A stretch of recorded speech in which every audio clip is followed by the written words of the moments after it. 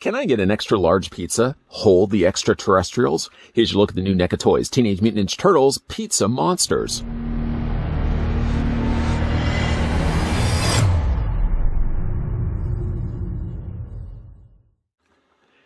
Shredder and Baxter Stockman devise a scheme to ensnare the Turtles with free pizzas, topped with, though, a sinister secret ingredient, 3 devilish eggs from Dimension X. When the prize pizzas are mistakenly delivered to April and a pair of bratty bambinos, the mysterious monster eggs hatch, and the cretinous critters escape into the city sewers. There an evil, deadlier surprise awaits. Once exposed to water, the creatures mature into 15-foot rampaging beasts. Can the heroes in a half-shell capture Krang's creature-control device and subdue the destructive demons before it's too late?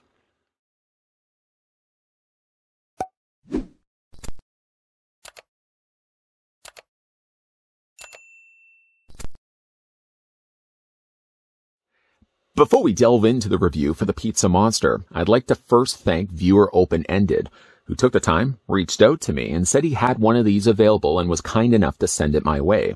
If you would like to do a solid, check out his Instagram channel. I'll provide the link down below. It's the Open-Ended, and give it a like if you can. He does fantastic figure photography. With that being said, we're going to go ahead and grab the ruler and put it as close to the top of the Pizza Head Monster, or the Pizza Monster's head, as we can get it. The figure stands 7 3/4 of an inch tall, or about 19.5 centimeters tall. The Pizza Monsters would appear in episode 6 of season 2, The Case of the Killer Pizzas, where in that episode, it's actually Michelangelo that hands over the pizza to April O'Neil that they win at a raffle. She's not mistakenly delivered them, even though the back of the packaging would say that. Being the fact that Michelangelo sort of was the catalyst that caused April O'Neil to have the problems with the Pizza Monsters, I thought it would be fitting enough to bring him in for comparisons of sizes. To be fair, though, in the episode, the Pizza Monsters are a lot bigger than what you're seeing right now. The Turtles actually come up to around their knees, but that would certainly make for a much bigger figure, and one that would be a lot more expensive. So in this case, NECA actually scaled it down. You could even just use the justified reason that it hasn't fully matured in size.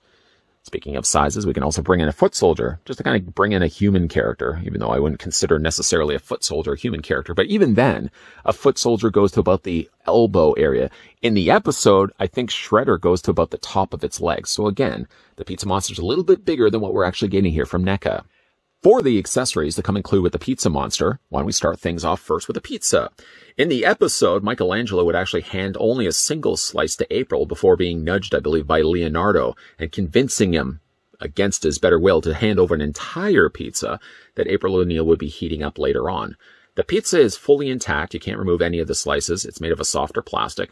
I'm guessing it's pepperoni on the top, possibly sprinkled in there some green peppers. I don't think there's any anchovy on there anyways. I'm not a big fan of anchovies.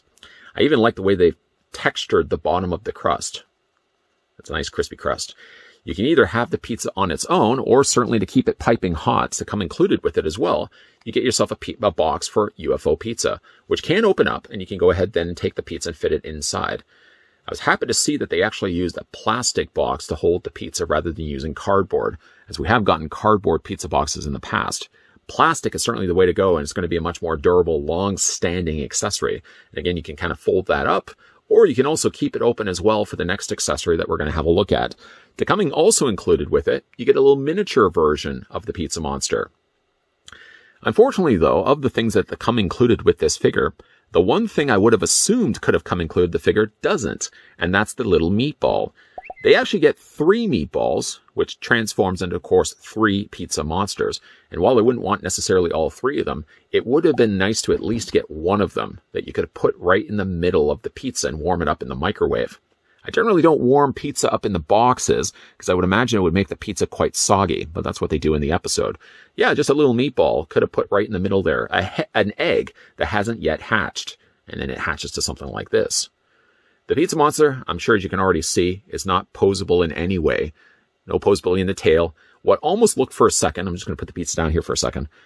What almost looked like he may have had posability in the head, in actual fact, just getting the camera to focus, it isn't posable at all. It's just a staction. There we go. Just a little staction figure. So it comes included with that. That's nice. In the episode, by the way, there are 3 of them, 3 meatballs, 3 alien eggs that hatch into 3 Pizza Monsters. Really then, more interest in there already for me to pick up another 2 of these. have all three of the pizza monsters on display with the rest of my Ninja Turtles. But for the time being, we're just going to look at the one. I'm probably still going to commit myself to get another 2 of these. The other thing that comes included with it as well is the little control pad. Now, it looks like the control pad has already been damaged. Michelangelo jumps into the watery depths of the sewer to actually retrieve it, but I believe even in the episode, the control pad is blue. It's not yellow. I'm not sure why they decided to go with yellow as opposed to blue, but even what we see of it, it seems to be more of a darker purple blue rather than yellow. At least for yellow, the features, like the little knobs and switches on it, stand out a little bit more, as well as the panel lining.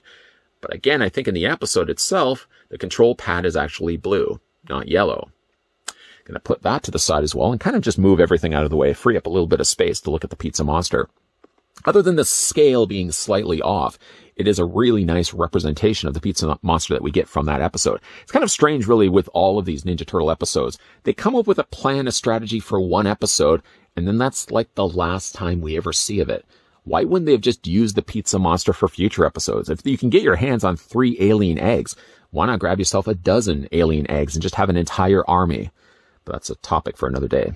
Picking up, though, the pizza monster, right away you'll already notice where they took their cues from when they designed the creature. Of course, it looks like H.R. Giger's Xenomorph.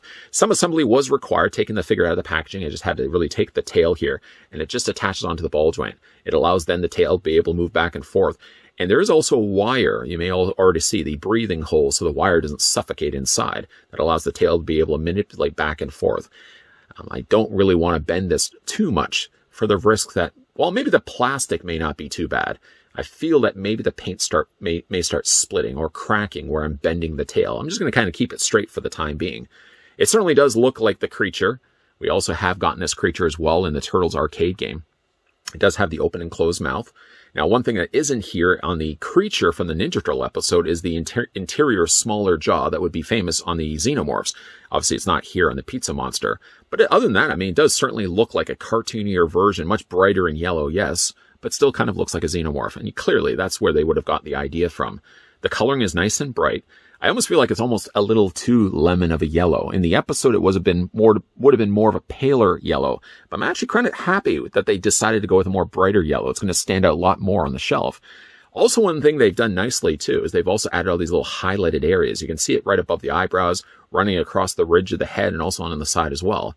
Between that and the panel lining that they've added, it really does make it look like its cartoon counterpart. Really like the bright teeth colored in it as well. Now, of course, with other Ninja Turtle figures from the cartoon, you're going to sort of have this one side of its body where it's sort of shaded, and it has this as well. The shading runs, though below the tail, but I guess it would make sense because that light's hitting here, but it also would have been lit here, I would think, as well. You could kind of rotate it around, I suppose, but then it doesn't quite look like it's supposed to be like that. I would imagine the spikes would be facing up instead of actually down. But I guess if you wanted to and follow the same suit of the color, you'd have the tail angled down instead, and just don't mind the fact that the spikes are facing underneath instead. The figure is very posable also, one of the things that's good about this figure, so you can get in different poses. Now, I did hear online several issues that people have had with this figure, primarily in the ankles. The ankles have been finicky on some of the cases of these figures. So far, knock on wood, I haven't had any issues at all. What I did still suggest, though, that you guys do, if you are picking up figures, not even this one, just across the board, any little bit of stubbornness from any one of these joints, stop, don't force it any further, and just take it like a hairdryer. Take a few passes at it just to soften up that joint. So far, knock on wood, again, I haven't had any real issues with the ankles. But again, if you do get these figures and you get them out of the box and right away you notice, yeah, there's something resisting here, don't force it, whatever you do, just for the risk that it may break the figure. For the figure's articulation, I'm going to start things off with its head, which always seems to be the place that we start things off. There is technically articulation on the mouth. I love the fact it does have like an underbite. That's really cool. I like the way they've done that. But the mouth does open and close. Inside, you can see an exposed tongue. The head is also in a ball joint, so it does rotate back and forth, up and down. And there's also a secondary ball joint at the base of the neck. I guess if we want to kind of keep the Adam's apple facing forward, does an alien have an Adam's apple? Apparently it does. So there's a ball joint here, right? And there's a ball joint here. Yeah. As for the arms, now the arms are on hinge joints, so you can move them in and out. You can't get a lot of mileage. It's a little tight on my figure, but not to the point where I feel like I'm running the risk of breaking anything. The arms rotate all the way around. There's a hinge joint in two different places in the elbow, one there, and then one there. I don't know if you can see that or not.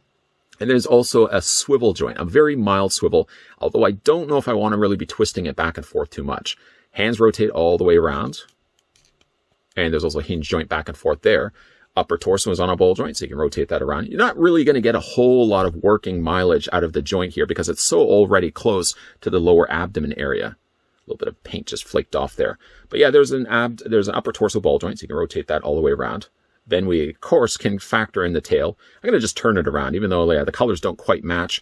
I kind of like the idea of having the spikes up myself. There's, of course, the ball joint in the tail. By the way, everything is assembled together. Legs are on a ball joint. You can see already how they're jointed in place. They move forward and back. There's a double hinge on the knee. And then when it comes to the ankles, there's an ankle bend, and there's also a tilt back and forth. Again, if any little bit of reluctancy when you take the figure out of the packaging, don't force it, whatever you do. Now, you can have the figure standing more upright, but I think even in the episode, the pizza monsters are sort of more kind of crouched forward. That could also be one of the reasons why more in scale. They're not quite in scale with the Ninja Turtles, for example. Just again, bring in Michelangelo so you can see. I guess if you were to straighten out the legs, then it would make them a little bit bigger like they would be in the episode, but the episode really does have them crouching, always kind of in a squat running pose. Again, the only problem with something like this is this figure in the episode, clearly there was 3 of them. 3 alien eggs, 3 alien meatballs, transformed into 3 pizza monsters. Even though I have this one, I'm still compelled to probably pick up another 2 of these. They were a little harder to also track down. You probably were in best interest to probably pre-order these at the time that NECA first announced the figures. They're probably since then being a little harder to find, although I think I've seen some people posting online that they've started finding these at local stores. So maybe the circulation of these have become a little bit better. But yes, I'm probably going to find myself getting another 2 of these. So like in the episode, I can actually have 3 pizza monsters roaming around in the sewer depths. One correction I did want to make for something I mentioned in this review. I had said that the pizza monsters also appeared in the Turtles arcade game. Not 100% true. They did appear in a Turtles game, but it wasn't the arcade game. It was in the sewer level of the Turtles in Time game. It was nice to actually see these things springing out of the waters when the Turtles were skimming around in their sewer sleds. It made for a nice nod to the original cartoon, and it also gave a second appearance to these characters, which only really appeared in episode 6 of season 2.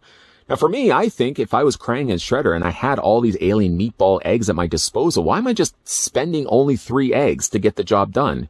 I would be sending down several dozens of these things. Because you would imagine they would be wreaking havoc on the city streets a lot more than Foot Soldiers and Rocksteady and Bebop would be. Yeah, I would be always throwing down those alien meatball eggs. But yeah, it's a 1 episode and we're done, and that's pretty much the last time we ever see the pizza monsters. At least until now that we've got a figure here produced by NECA Toys. One of possibly 3 that I'm going to be adding to my collection. If anything, I could use the argument, well, there's 3 in the episode. If I'm going to be true to the episode, I really should get another 2 of these. And they look great on a shelf. They're brightly colored, a little more brighter than what they would actually appear in the episode. In the episode, they're a little more of a lighter yellow. I can certainly understand why NECA Toys umped up the brightness of the yellow, because they certainly do pop on a shelf. The figures are very posable. Just be careful of things like the ankles. I've heard some stories of the ankles snapping. So again, so far I've had no issues with the ankles. The knees on this one are a little loose, but enough to still hold the figure upright. And the figure also comes included with some pretty cool accessories. A control panel that isn't quite, I think, the same color as the episode. I think in the episode it's a blue. At least it comes included with a pizza box, the pizza, and a little micro-sized version of the pizza monster.